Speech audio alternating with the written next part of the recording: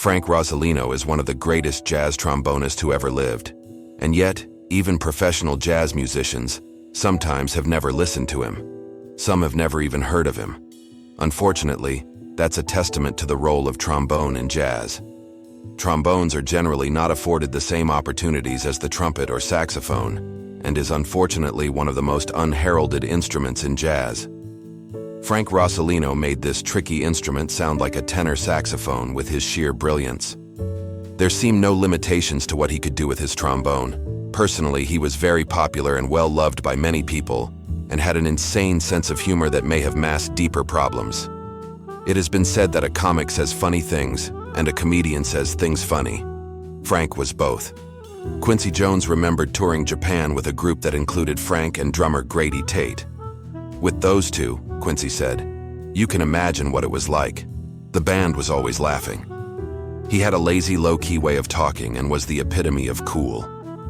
Frank Rosolino was born in Detroit, August 20th, 1926. Rosolino studied the guitar with his father starting at age 9. He took up the trombone at age 14 and graduated from Miller High School while playing in the Cass-Tech Symphony Orchestra, a fine music program that also produced Donald Byrd. After playing in a military band in the Second World War, he returned to his hometown where he fell in with the vibrant jazz scene there. He sat in with Charlie Parker, the Jones Brothers, bassist Paul Chambers, and others. He had been a member of Gene Krupa's band. In fact, Rosolino contributed his scat vocalizations to the Krupa Big Band hit recording, Lemon Drops. The year 1952 was the start of Rosolino's big break. He got to play with the Stan Kenton Orchestra and became a featured soloist until the group's breakup. It was with Kenton's band that Rosolino developed a reputation for being a soloist of unparalleled excellence. Rosolino's first 12-inch album for Stan Kenton featured a sextet and was recorded in March 1954. The album was simply called Frank Rosolino. Rosolino's second album, Frankly Speaking, was recorded in May 1955. Even after the band's dissolution, Rosolino still recorded with Stan Kenton's studio bands as far along as 1955. He played in studio sessions for Frank Sinatra, Mel Torme, Tony Bennett, and Sarah Vaughan. Rosolino was a guest on The Merv Griffin Show and The Tonight Show, and performed on Oscar Brown Jr.'s show, Jazz Scene USA. He spent time in Europe in the 70s, toured as a member of Quincy Jones' band, and was one of the many members of the Super Sax Ensemble, an award-winning tribute to Charlie Parker. In 1954, Rosolino appeared on his first album, in which he recorded with Howard Rumsey's Lighthouse All-Stars. Rosolino remained with the All-Stars in the 1960s, and later recorded with Terry Gibbs' Dream Band in the years 1959 to 1962. He then joined the Don Tremor Orchestra, which was the house band for the Steve Allen variety TV show. He remained with the band from 1962 through 1964, and was often a trombone soloist on the show, and periodically performed as a flamboyant comic. His popularity and undeniable abilities meant he was rarely out of work, and had cameos in films like The Sweet Smell of Success, with Tony Curtis and Burt Lancaster. There are those, like musician Don Menza among them, who long afterwards found it all but impossible to talk about what happened in those early hours of November 26, 1978. He said, "I cannot to this day explain, and neither can the Van Nuys homicide detectives, why it happened. Most disturbing is that the man who smiled, joked, sang, and was a world-class trombone virtuoso was hiding a grave secret. His depression had taken over his life as a full-fledged mental illness. Frank's former wife, mother of his 2 sons, had walked into the garage, shut the doors, turned on the car engine and inhaled the fumes until she died." Rosolino spoke to his friends about killing himself and his children after her death.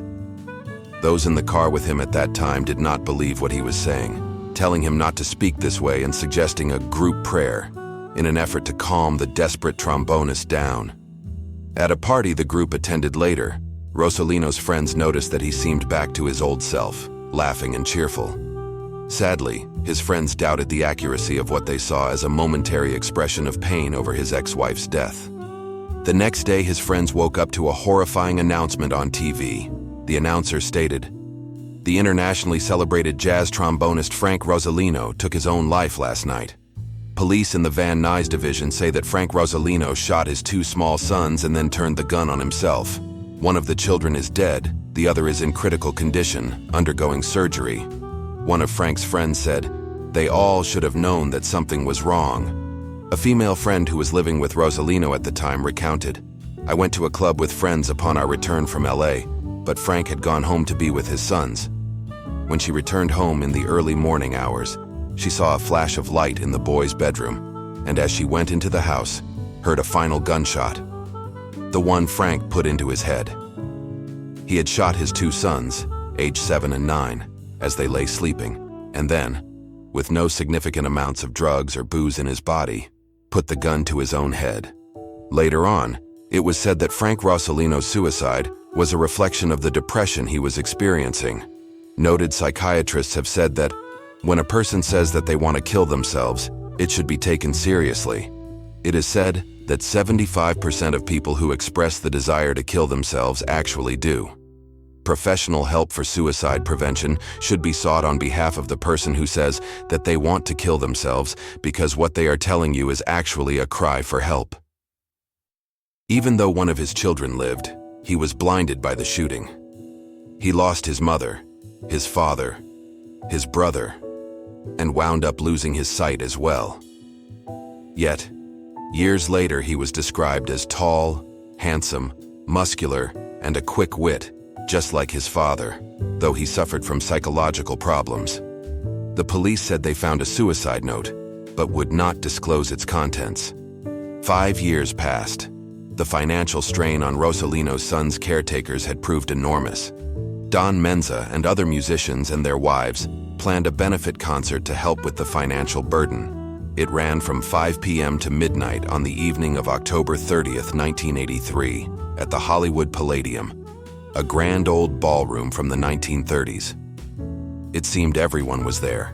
The big bands of Bill Berry and Don Menza, Super Sax, Steve Allen, Jack Lemmon, Shelly Manne, Ernie Andrews, and the Tonight Show Band. No one will ever know what switch got flicked in Frank Rosolino's brain during those quiet hours he was at home in Van Nuys with his sleeping sons. But most agree it was as unexpected as it was unthinkable.